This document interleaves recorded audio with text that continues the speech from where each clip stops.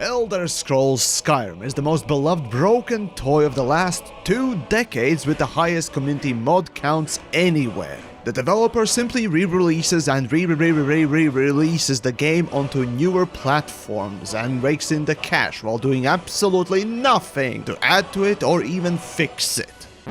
A confounding circumstance and ever larger bewilderment makes you ask, why did I start this medical examination of Witcher 3 by talking about Skyrim, a gaming industry equivalent of duct tape? Well, as with inevitable stink on shit that you land face first in, the flies and comparisons will float in regardless.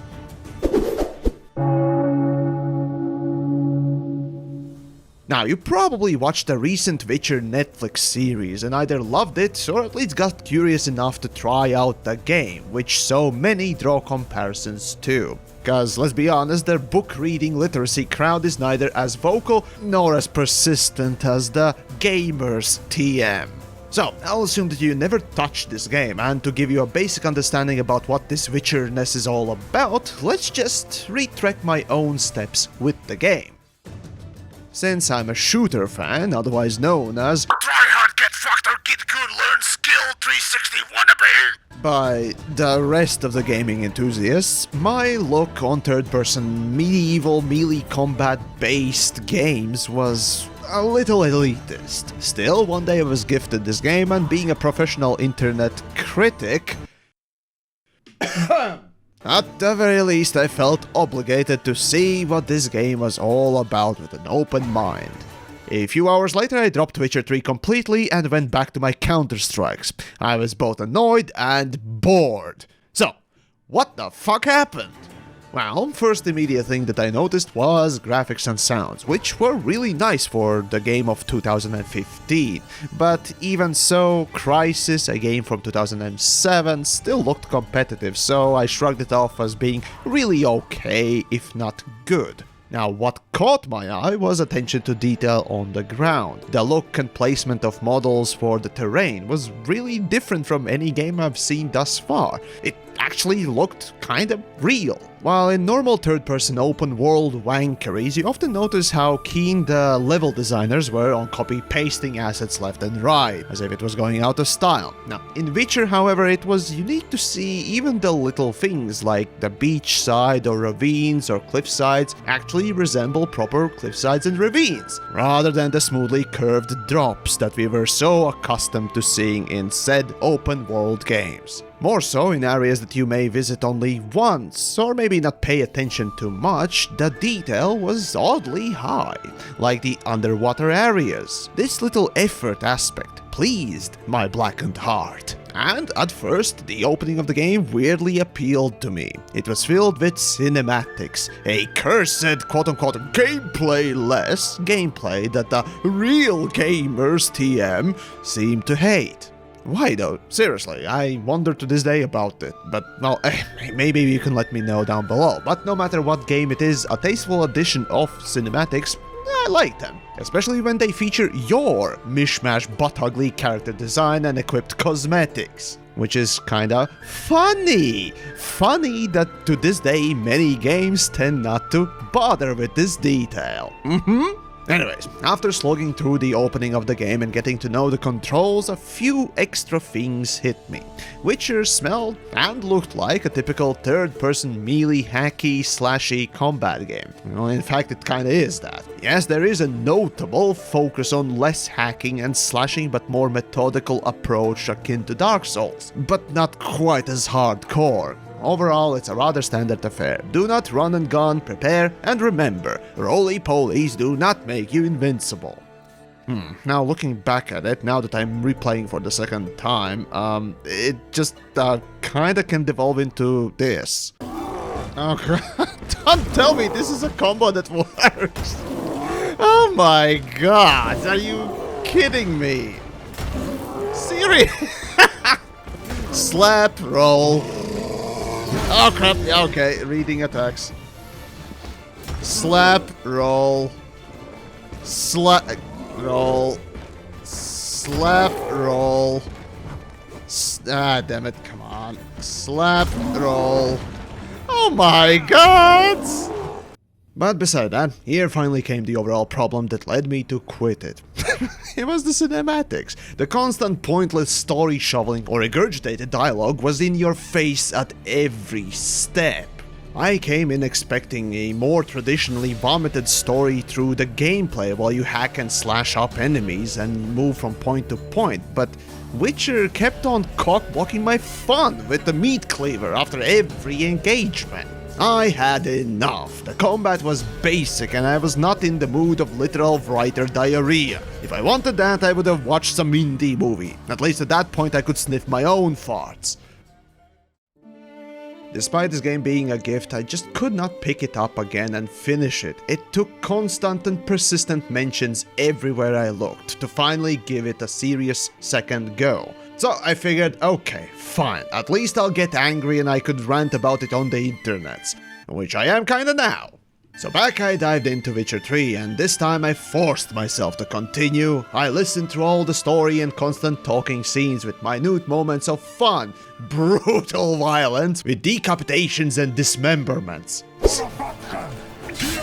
Roly-poly, big swing, roly-poly, a big swing, roly-poly, big swing, roly-poly, a big swing, roly-poly, a big swing, roly-poly. Seriously though, if nothing else, the level of gore and brutality, as well as efficiency at which Geralt overcomes and eviscerates his enemies, is both amazing and terrifying. And especially considering that half of the quests and characters in this game could have just been brutalized with no one giving a fuck about it. Moreover, it could make easier life for everyone. But no, Geralt has to have morals. Even if he is controlled by psychopaths like, well, nearly all of us. Anyways, skip a few more days and again I dropped the game like an unwanted baby. Yoink! Again, the constant chattering of these characters intermittent with highly sparse action created this wild pendulum of boring action paired with boring chattering. On top, the leveling system, like nearly every leveling system in any game, impeded my progress. Cause hey, I would like to do some more monster hunts with preparation and methodical gameplay, so can I has more? A chuti kurva, go grind quests first, bleh. Despite the colorful and beautiful settings, scenery and vistas, the careful attention to visual detail that even some FPS games don't have, which ought to have most visual fidelity and detail, even with all that, I wasn't happy or angry.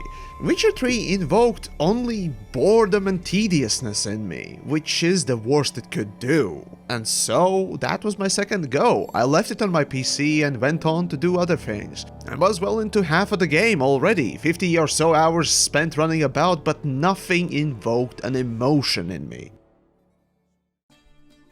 After 2 unsuccessful attempts with what felt like a waste of time, I frankly don't know what compelled me to keep the game installed, but eventually I picked it up again. Either it was due to my persistent spirit, or the fact that beating a dead horse is my fetish, or just that I can't let a thing go. I booted it up and resumed playing. This time, having been dropped into mid-stream on the story, barely remembering what the fuck I did before, I continued to fumble around in the dark. Perhaps it was the wrong approach I took in the past, I wondered to myself. As I stumbled around leveling up the character just to complete the main questline and finally finish this, something hit me. I think it was one of the smaller stories that ended up with a thought-provoking message and commentary. The story is the gameplay! I'm Roin. The ritual of naming? That's an elven custom. Human, elven, dwarven, ancient. Spirits have no race. They honour not its meaning. Win a spirit's favour, and the spirit shall aid you. Ask, and it will answer. Seek, and it will show you the way. Now, granted, yes, those familiar with Mass Effect will be facepalming right now, but for some reason, it never clicked for me. As I look back, The Witcher is basically a massive compilation of very interesting stories, masquerading as a game. The more I was thinking in this sort of way, the more details I started noticing. The morals or experiences that each side quest tells brings up some more interesting ideas, ultimately culminating with a passionate attachment to not only the titular Witcher, but everyone you meet along the way. Yes, even Lambert. Despite me loving a good story, I suppose I wasn't paying attention or simply did not identify myself with any of the characters, which led me to view it more as a standard game. Even in walking simulators that I dearly love, and yes, they are games too, I could at least get into, but for some weird reason, Witcher was an exception. Well, until this point.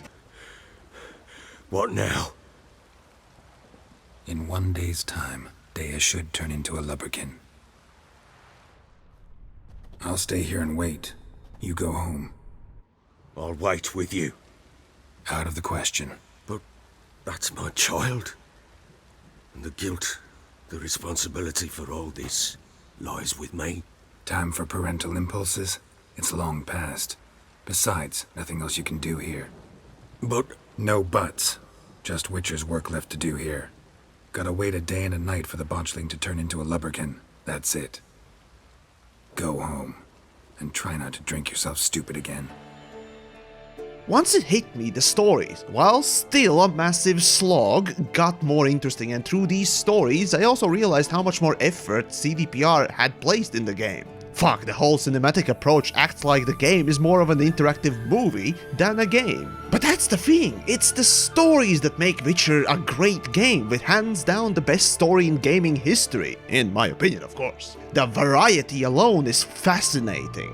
Well, sure, you play as the stoic type. Despite the outward tone, Geralt gets to experience the most silly things as well. Stupid, awkward and idiotic moments, either by being the butt of the joke himself or just by observing it happen. Oh, you're awake. Had me worried. You were out way too long. Even considered giving you some white honey. Kinda hard to do with hooves, though. Roach? And then there are of course the inevitable dark and highly grim tales that deal with every possible kind of shit. Be it disasters, horrible circumstances, monsters, politics, or humanity itself. For me, fairy tales often spelled out more basic stories with underlying messages of the day, and in few cases some grim undertones, but they've always been outlandish and simplistic. Witcher, despite the game being my first introduction, showed a completely different take and very interesting twist on folklore. Again, the literary crowd will be facepalming, but nevertheless, should this beautiful moment of discovering something be scoffed at? It was an amazing moment to immerse myself into one of those side quests, helping out a few immediately obvious shit people who did shit things and deserved all the shit they got. Yet through your intervention you spot a glimmer of kindness and humanity coming out of this unfeeling or caring Witcher that inspires a further betterment of oneself. These stories, as I went through one by one, dragged me deeper and deeper into the game and the lore, till the moment I was weeping like a child at one of the more pivotal endgame moments.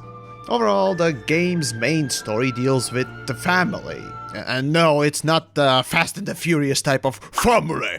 Which is kinda funny that despite Geralt being nearly century old in-game, just now he learns to be a grown-up, and that journey is absolutely worth taking. I seriously can't advocate for it more. And you know, at first I intended to make a joke on how Witcher in its entirety feels pretentiously mature and grown up. Roach, get stupid Roach. I'm trying to peruse stuff. Don't. Oh, Roach. Bad Roach. Starting from the overly clever intellectual dialogue, which seriously no one would ever keep up for this long, or how everything is trying so hard to appeal to the quote-unquote grown-ups by saying, no seriously, we have not only nudity, but we have clever, intelligent nudity, and smart talking bits. Seriously, this is not for kids and deals with very serious matters. Yes. Fine, I'll go. Let me know if I find that box. Poor. Oh no. Oh no. Oh no, my Roach. Which, yes, Witcher does and tries, but underneath that pretentiousness, in fact, actually grows luscious source of love and effort, an actual heart. Now, even though I did already notice the detail and visuals of the game, with this whole game finally quote-unquote clicking to me, I finally noticed the whole details coming together to create a rather immersive, immersion of the game. Big swing, roly-poly. Big swing, roly-poly. Shield, big swing, roly-poly. Despite it not being a first person, the cinematography and a very obvious movie-like approach to each cutscene emphasizes how good even the side quests are. Seriously, if there is one thing you notice after playing The Witcher, it's how lazy everyone else is. Even the Call of Duties and whatever Ubisoft calls its yearly gaming diarrhea, when it comes to their stories, they seem to be focusing more on animations or the spectacle over direction. Yes, Witcher has visually impressive selection of human faces, rather than the usual case of copy-pasting 3 to 5 presets, still Witcher has limited quality and quantity of animations and said spectacle. Yet for some reason, you remember these stories and random side quests, even the smallest ones, so vividly. And that is the power of direction that cinema teaches.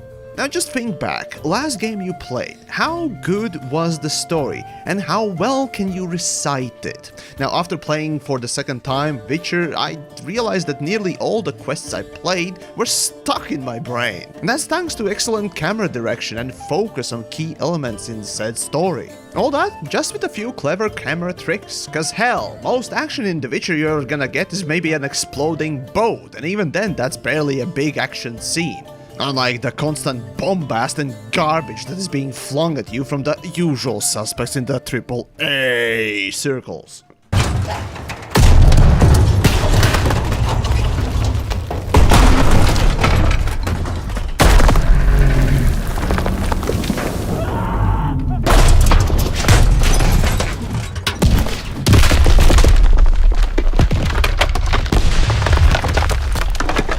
Music too is well chosen for the game. While it's not overly diverse, for the game's setting it takes place in, it's fitting and helps to create that mood of both the peasantry that for the most part you're gonna be spending your days with, or the rare moment of royal encounter. Basically, the folk music is well chosen and utilized so that you remember it instantly, yet it's not in your face. Since Witchers also have heightened senses, sounds had to represent it as well, and it's nice to see that environmental sound design works in this game's favor. Little creaks and cracks, footsteps and of course monster sounds all work as you would expect, and you can rely on them, which struts that perfect line of being unnoticeable until it's gone and you know something's wrong, mostly by playing other games. Which has already happened to me multiple times by just simply playing other games. Damn you, Witcher, you make other games look bad subconsciously now! Of course, inevitably comparisons with two other specific games start flying in. Skyrim and Mass Effect, both older games that one could say paved the way for The Witcher 3. A discount Skyrim is a rather common comparison for Witcher, and I can see why. Both take place in a mythical medieval fantasy worlds, both have exorbitant amount of voice work and quests to go through with open worlds, but where Skyrim succeeds, Witcher fails, and vice versa. Frankly speaking, if the story is your jam, Skyrim is not your best choice, mainly due to very simplistic approach to its delivery and complete lack of any camera direction or cutscenes. While freedom of choice will not be The Witcher's best attribute, since you are still ultimately playing in the third person, and Geralt is Geralt, not some nameless characterless shell you can imprint your own self. And stealing is really also not part of Witcher. Well, not really. And as we know, players are big kleptos. And Mass Effect? Well, Witcher is basically the same, but younger and more polished. Where Mass Effect properly popularized the space opera, story-based, narrative-driven, multi-choice interactive movie game with shitty gameplay breaking up the talking bits, Witcher improves most of it, but retains a few bad aspects. Namely, the amount of story that got regurgitated at you and drove me off at the start. Fact is, Witcher is not original, and as much as we want to claim it is, CDPR simply refined already existing and established principles. But does that matter? Kind of. See, when it comes to technical side, it's important to know where this type of game came from, and whether or not the makers of it just took the same thing and slapped a new coating on someone else's idea, or did they actually try and push forward and improve upon it? See, CDPR at the beginning with Witcher 1 tried to make their own third-person melee combat game with story, but failed miserably. It's seriously bad in every facet of gameplay. With Mass Effect coming out nearly a month later, it was clear what was needed to change, and they adopted these principles. And with Skyrim, it seems that the open world came into more play prominently, though then again that's my own reading in the game's development. Still, unlike Mass Effect that got worse and worse, CD Projekt Red improved upon their work, which culminated in one of the best games in the world. And though we may jest that Witcher is just a shittier Skyrim, there is no doubt when you drop the idiotic reductionist rhetoric and actually look past the exterior, you find so much more. Yes, Witcher copies other games, but is it bad? Fuck no. In fact, others, especially Mass Effect, now looks like a discount Witcher in hindsight. And all that because of the effort, or lack thereof, that developers placed in their creations. Indeed, the extra effort is the mythical, magical beast that seems to be so rare these days, like a vegan that doesn't brag about being one. Though when it comes to video games, the extra effort can be little things, and indeed often are, that normally, to deliver a minimum viable product, often known as a typical video game in 2010s and beyond, are not needed. I mean, why have voice acting beyond the first carefully curated first level of the game, or side quests when written text prompts are just as good, right? Right? Sorry, I get pretty pissed off when there's no voice acting in today's games. Lazy fucking prick! But the extra effort can be little things that you would see only once, and in Witcher I constantly was surprised how many and often you would see these extra steps being taken. Like for example, you ride into a town, a small village even, hell, a random merchant on the road, and suddenly you get the same level and quality cutscene with casual but unique greeting with that NPC that may also hint at a little detail around the village or the surroundings. And that's it happened only once, and afterwards the merchant is like any other. It's almost like the developer is trolling you, but in the most generous and kind way. In modern games, ever since 2005, I started noticing different patterns in new games, and this level of, why should I bother with animations, features, or mechanics? Why should I even bother with anything like that when the player will only see it once? And make my animator or game tester prolong the release by months of this game? Why bother? So yeah, Witcher 3 not only in storytelling wise was a refreshing sprinkling of greatness, but also overall game development principle. However, not everything is great, even for the best. Despite the outstanding positive result of the game, despite the sheer girth and bulk of the content, story and quests that for me genuinely took 137 hours to complete, every single little thing. Despite all that, I also have to mention the other side, the cost of this greatness. At this point it's been covered in detail, but the cost of making Witcher came at an excessive crunch of developers, long working hours and sacrificed weekends. Within this industry, it's sadly more common in the last decade especially, spotting more and more instances of overworked and overexerted workforce.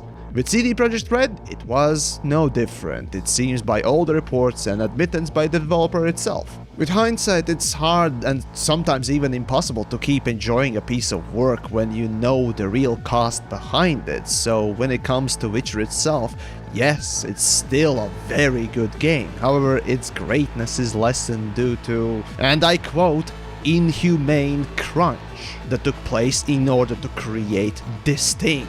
Of course, after the launch of the game, reports came out about the crunch, and eventually developers admitted these things and promised to improve their next big release, which everyone was excited for, the Cyberpunk 2077. But, well, that's another journey, a sort of a fall from the grace, if you will, and I did a whole hypercritical review on it as well when it came out, so for a proper in-depth look, I highly recommend watching it. But it's funny that despite their promises, months of crunching before release of said game still happened, which unlike for Witcher was all for nothing, since the game was a massive disappointment. This kind of is the problem with Witcher overall. They want to be oh so grown up and oh so mature, but with that it invites more critical examination of their own work. By all means, I still love the game, but we have to talk about the shitty treatment of employees, work-life balance, and all other not so front and center aspects of a game. Sadly, the end of the great tale of The Witcher did not translate for long, as the time went on and any and all goodwill that the game brought to the company ultimately got squashed by their next creation, which truly sucks. But that's life. Right now, CD Projekt Red is working on the Cyberpunk and trying to bring its full value, but a year later now it becomes more and more obvious that it's still undercooked as fuck. Still, just like with Witcher, you are hard-pressed to deny the passion that goes into their work, and by all means, I'll remember the game fondly too. And especially now with the Netflix TV show coming out with the Season 3 in the works, it's certainly going to be interesting to compare, but if I had to pick, honestly, I would go with the game. But you know what is better than that? Oh, segue, here we go. Supporting my work on Patreon too. So do check out the links down below if you enjoyed this sort of an examination. And also go check out the Cyberpunk review or other game quote-unquote reviews I've done. But as for now, I'm off to check on the ROACH. I think the horse is stuck again. As a summer's day, my lord. Godspeed you on your path. Come on, Roach! What's it now, Solberg? He's a Witcher. Solberg. What?